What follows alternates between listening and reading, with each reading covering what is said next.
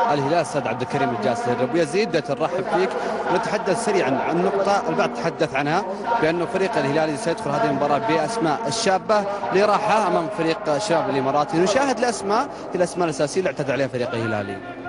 والله شوفوا مدرب الفريق يعني وضح بالامس انه المباراه بالنسبه له مهمه، وانه يهم انه يعني ينهي الدوري بانتصار، في نفس الوقت انه يلعب على المركز الثاني يعني في حال يعني حصلت نتيجه تخدم في حظوظ الفريق الهلالي.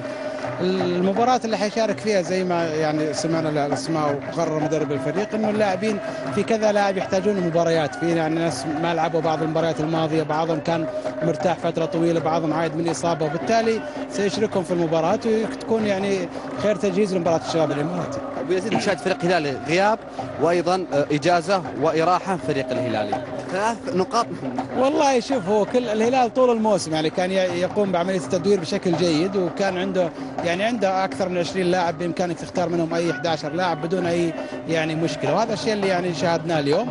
في حتى والفريق يلعب يعني في غياب، في نجوم داخل الملعب وفي نجوم على خط الاحتياط. نعم ابو يزيد، يعطيك الف عافيه، بالتوفيق فريق الهلال وايضا لفريق الاهلي والشباب وايضا الاتفاق ان شاء الله. شكرا جزيلا. الله كان لقائي مع